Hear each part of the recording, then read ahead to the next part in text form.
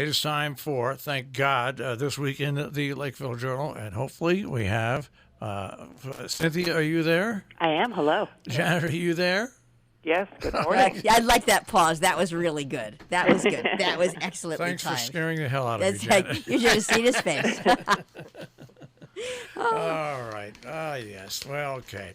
Well, let's take a look right here at the front page of the Lakeville Journal, and we've had a lot of protests, sit-downs, marches, and everything like that with Black Lives Matter. And one thing I noticed, the ones in Connecticut that I went to and that I saw, were all organized by, and this is what really impressed me, young people.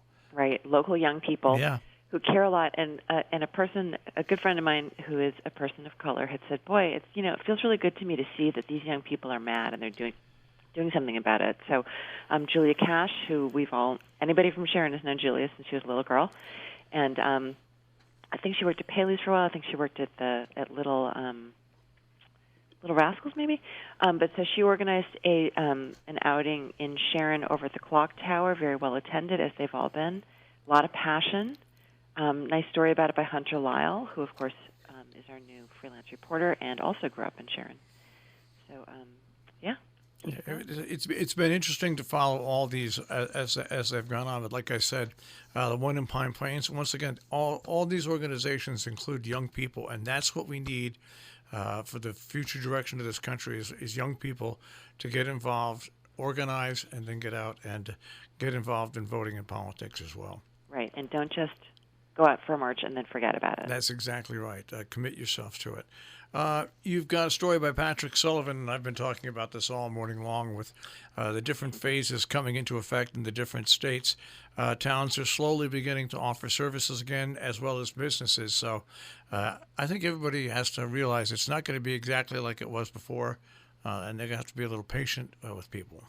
And I'm going to just say, to jump ahead a little bit, I was looking at our classifieds. There's a lot of help wanted ads, which is a nice thing to see. That feels really good. But so businesses slowly opening, and as Governor Lamont said very specifically in his announcement of the Phase 2, nobody's required to open. If you don't feel safe opening, don't open.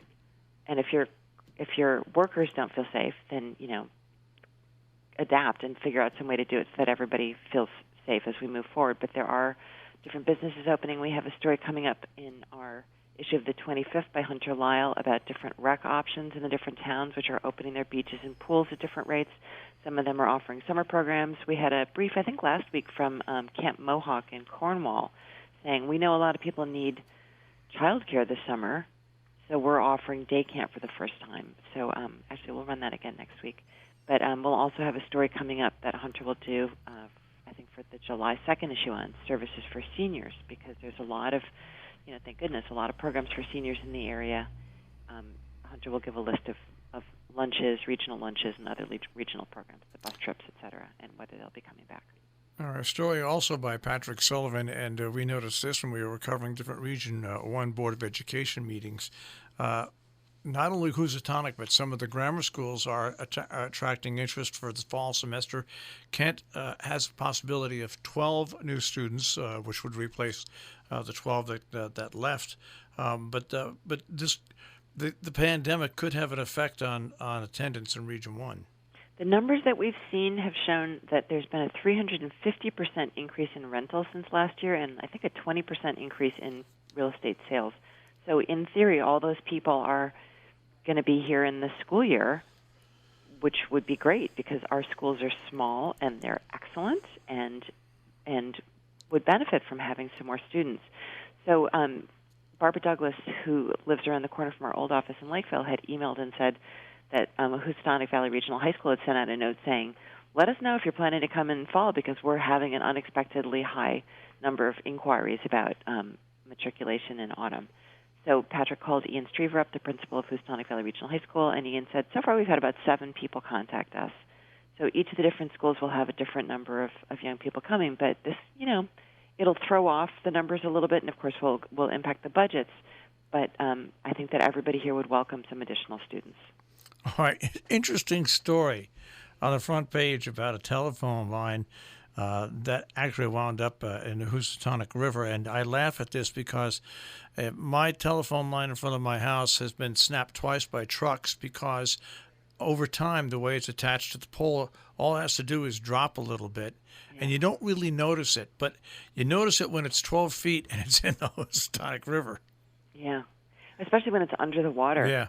And David Dansker, who lives over sort of at the Sharon, Cornwall, where the river bisects Sharon and Cornwall, had said, this phone wire is underneath the water right now, and as we all know, pretty soon the water level is going to drop as soon as it gets a little bit warmer. And he said, if you're out paddling, and I'm not sure that that's a huge paddling area, but still, if you're out paddling on that section of the river, or if you're out fishing, it's just it would make me nervous to see a big wire dangling in the water, and it's unsightly. We do work really hard to keep our river beautiful.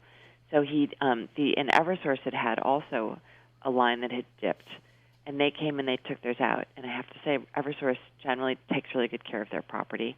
Frontier, which is fairly new in the region and I think is struggling with their own business model right now, has not really responded to his calls. But disappointingly, neither had the Sharon and Cornwall selectmen. So he called us up, and Patrick did an interview with him, and of course they hit it off because David Dansker is a fly fisherman, so they could talk about the importance of the river.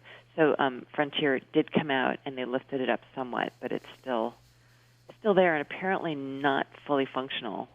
But I guess we'll see what happens within the next year. Can't be fully functional if it's listed in the water. I just know that from what we dealt with at the radio stations. But it's also a danger in a lot of different ways and an inconvenience.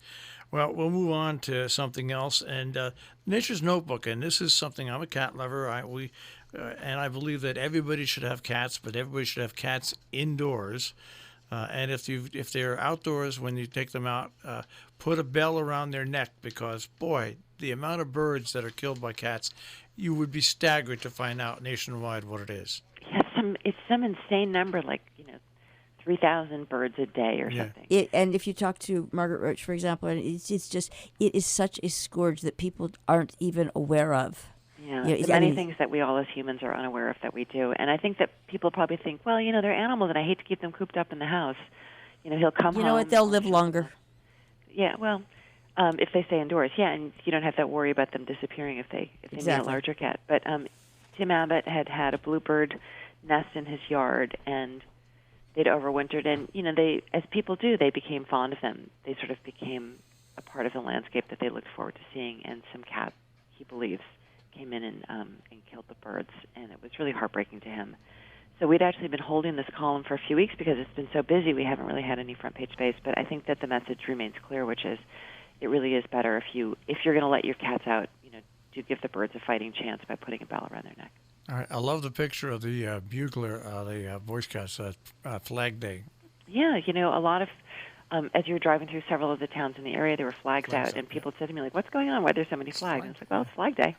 So nice, the Boy Scouts went out, and of course we had a nice story, I think, last week or 2 weeks ago of Michael Martin, an Eagle Scout. To me, it's so extraordinary how many Eagle Scouts there are, and it really says a lot not only about the young people and their commitment to, a scouting lifestyle, but also to the adults who continue to run these programs for these young men at a very high level.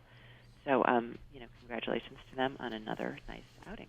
Yeah, I'll go to the next page, and one of the things, you've got a story, fees set by North Canaan selectmen. Well, this year, once again, I was sent the fees that were set by Sharon, by the town of Sharon. And I put it on the air and posted it, and people started complaining. I couldn't believe this because they thought these were new. These fees that these towns institute are there every year. Right. It's not, I think a lot of people don't realize that they pay to have they pay for their transfer station. And a lot of people, as we learned, in the many, many years of conversations about the Salisbury Sharon transfer station, a lot of people don't realize that they have to have a transfer station sticker, even if they have a hauler, because every household is contributing to the overall cost of running the transfer station. And even if you have a hauler, they're hauling it to the transfer station. They're not taking it to some other, they don't have like a private transfer station. It all goes to the transfer station in your town. So you do have to set to pay your fees, and the fees are increasing because it's just the way it is. It's costing more to the towns to get rid of general garbage, and of course, the more you can compost and the more you can recycle, the more decreases everybody's costs. So please be conscious of it. I want to jump back to page 82 for 1 second and say we're doing, because there are no fireworks at Lime Rock on July 4th weekend this year, Salisbury Rotary Club has done it for decades, and they'll be doing it on Indigenous Peoples Weekend, first weekend in October. But we are going to, fireworks tend to look the same through the years. So we're putting out a call to people, send us photos of your favorite fireworks displays. We, of course, have thousands of pictures in our archives of not only fireworks, but of people watching the fireworks. There have been years when people have been sitting under towels and blankets to shelter from the rain during a fireworks display. But if you have some favorite fireworks, send us a photo. And in around that time, also, it looks like Canaan Railroad Days, which was canceled, they're going to run fireworks also in October. So we'll get our fireworks back, it looks like, in October. Who knows what the weather will be? It's so crazy with the weather right now. Quality Thrift Shop is opening, and, of course, Bargain Barn, as we know, is open. Yeah, and the one thing about the thrift shops that people have to understand is they're not going to be able to use the dressing rooms for a while and stuff like that. And once again, like we say, just be patient with people. We've had the Bargain Barn open for about a month now, and it's people have been very, very good. We have certain precautions about donations and everything. People have been very, very good about coming out and following the rules. So. And speaking of donations, somebody had actually emailed me recently and said, I have because everybody's at home reading it. This friend said, I have 100 books I have to get rid of. I don't know where to take them. So the Kent Memorial Library, as many of the libraries are, is opening June 23rd, and they will be accepting donations, although they will not have their outdoor book sale this year. And, of course, Bargain Barn accepts book donations, too. Absolutely. Boarding house issue it's just going to let people complain individually with that they're not really delving into the boarding house issue that deeply. And so this had started a couple years ago when the resident state trooper was Greg, whose last name just went right out of my head. But he felt very passionately that there were unscrupulous landlords coming in, buying up inexpensive properties in North Canaan and throwing up sheetrock so you had these little tiny dormitory-style rooms and no oversight over them, and that he was offering them to people who were recently out of rehabilitation and saying, come here, this is a sober house, quote unquote. And what ended up happening was you'd have people living in, sort of dangerous conditions, and it was a magnet for drug dealers who knew that there were people who were recently recovered and maybe sort of on the border, and there wasn't anybody in there sort of keeping an eye and saying, like, I'm calling the cops if you don't get out of here. So he had said, you need to put up a regulation preventing these sober houses, but the way that it ended up being named just for legal reasons was it became a boarding house regulation. So then you had a lot of people come to these public hearings on this issue and saying, if you put up this boarding house regulation, it means that my son and his wife and their children can't live in the house with us, or, we can't do this or we can't do that. There were a lot of questions about how you actually go and you have oversight, how you go in and check on somebody's private property and make sure that they're not doing this. So this has been going on for years, this conversation about how to have these properties safely and legally without attracting a dangerous element. I would say it wasn't fully resolved. I think people sort of lost sight of what the original intent was of the regulation. There had been a moratorium on these kind of residences, and the moratorium is now over. And as you said, they'll have to come to the town on a case-by-case basis, and we'll hope that these people who are not fully following the letter of the law will comply. And who knew the state had a list of creative places? As they should. There's so many creative, famous people from Connecticut. Of course, James Thurber, famously from Cornwall. Lots of movie stars, of course, up here, not on the list of creative places, but the famous artist Ezra Winter. And so his house had most recently been the residence of Bill Drentel and his wife Jessica Helfand. Bill, died early, sadly. And so the house is up for sale now. It's called Winter House. And it's just a beautiful property. And I had seen in an Instagram post from Graham Clem that they were representing the property. So I had sent Deborah Alexinas to talk about it because it has such an interesting history, and she discovered that it's on this new map of creative places.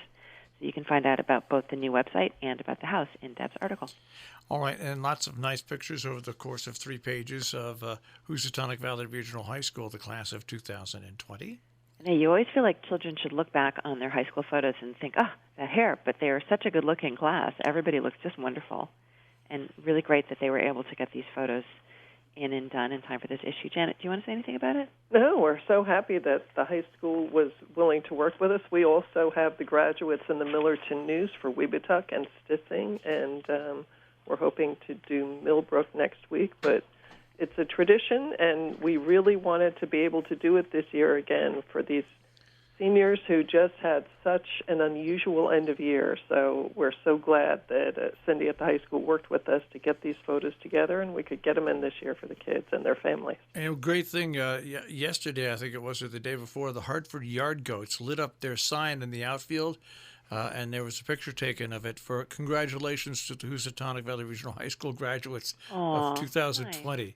And Housatonic tweeted that out. It was kind of cool to see that as well. That's great. And it goes along with the next page where you have all the different ceremonies for the different eighth graders and even for the teachers and everything that went on over the past week. That's right. And actually, it's 2 pages, so it's back-to-back pages. Just the way the page is laid out, they weren't facing, but do make sure to turn the page. And so we have photos from each of the 6 schools. They all did car parades. And all of the photographers were a little bit nervous going out because they were like, I don't know what we're going to get. It's just cars. But, there's a lot. There's a lot of great images. And, of course, this is going to go down. This is really a historic issue where you see all these young people wearing masks. And, of course, the school administrators wearing masks. And, a few of them where they were able to get their class their graduation photo taken. They each had a photographer there. The students were allowed to take off their mask for their portrait with their diploma. But really such a memorable, interesting year. I want to go on to the article, which makes you feel a little good, A Spring Fishing Journal, Tangled Lines by Patrick Sullivan. And again, we've been holding this for a few weeks just because there's so much been going on with it between the COVID and the protests and the state opening. But so Patrick, of course, an avid fisherman, and it's been great weather for him for fishing. And I was the beneficiary of 3 beautiful trout that I cooked up the other night, and they were delicious. But generally, he's a big proponent of catch and release, and he feels very strongly about how you catch them to make sure that the fish can be returned safely to their environment. And so last week we had a story from Patrick about fishing and being in the river near the Great Falls and seeing the incredible chances that people take and the sort of the ignorance with which they approach the falls. So we're hoping that local people know better than to go into those waters and on those rocks in sneakers. Patrick, when he goes out, is wearing special studded felt-lined boots and is there with a walking stick. And he says he'll stand there in the river and see people taking selfie photographs and putting themselves in great danger. And apparently, I'm sure you've seen this, Judy Jacobs posted that article on Northwest Corner Chatter, and it's spawned a great amount of conversation. All right, I want to go to the opinion and viewpoint pages. And Janet, I would expect you'll get some letters from Peter Steiner's cartoon, but I did laugh when I saw it immediately. So, I hope we do, and we're happy to take those letters. We have lots of letters this week, too. Some really good letters and some well-thought-out letters and stuff. Yeah. Not on Black Lives Matters, and also one by Michael Keller about remove him before Election Day. Really interesting letters that are well thought out and get to the point as well. Yeah, and carefully written. We have an interesting rebuttal from Ellen Wertheimer on Sunday Racing and the ban, which has been around since 1959, and her reply to Kevin McGivern, who was in last week's issue. We editorialize congratulating our graduates and making note of what an unusual year they are in and what they will face through the rest of their lives. And we really congratulate them and wish them well. We also have a really good column from Carol Asher on why protesters are demanding defund the police. She talks about that. And Dick Ollis on police needing military discipline, not unions. And once again, turning back to pages, 100 years ago at this time, Mrs. Ritten's brothers spent the weekend with her. Yes. I'm sorry. I love looking at that. I really do. People love him, and people often say to me, like, that's the kind of story you should be doing. And I always say, like, nobody really wants to have their private life examined on the pages of the paper. Except that it's so, it is gentle, and it is... It's just a nice way to look back in history. Right, exactly. It's a personal way to gauge the centuries. All right, we've got about 2 minutes left, and that means you've got a pretty full compass. A lot starting to happen again, which is very exciting. Five Points Center for the Visual Arts, which is in downtown Torrington, and is really expanding really extraordinarily, and has the nice little gallery right in the corner there near the Warner Theater. And they've got a new show it's a group show with a lot of people, but Randy Orzano's got some work, and I love his work, which is just sort of nice little watercolors and sketches, which are beautiful on their own. But then he's a beekeeper. You've probably seen his bee boxes out in the middle of in Sharon on the field there, and so he'll take the paper and he'll put it in the bee boxes after he's drawn on them. He'll fold them up. He'll do all sorts of interesting things with it. So you can see the results at 5 Points. Information on the show there. Hudson Hall is reopened. They've got a really joyful, almost Peter Maxey show by Rodney Allen Greenblatt. Similar down in Kent, the Craven Contemporary Gallery always has interesting stuff. Former finance guy, really interesting taste. Kind of a whimsical, fun show also. Marvelwood School is offering free classes for high school students, and we'll have an article in the issue the 25th of July 2nd interviewing Willie Yon, local baseball phenom playing in minor leagues down in Baltimore. And, of course, they're all on hiatus, and Shane will also interview him about a small pickup team that Willie has organized that's being sponsored by the Great Falls Brewery. And Patrick Sullivan had written about the slow opening at Lime Rock Park. Entertainment takes all different kind of forms here in the northwest corner. Definitely race watching is one of them, and not seats. You're going to sit out in the field so people can social distance. We've got some tag sales here. I love the one that's got the headline, Impressive Goodly Tag Sale. So I won't tell you where that is because I don't want your competition there, but if you buy the Lakeville Journal, you can get all the details.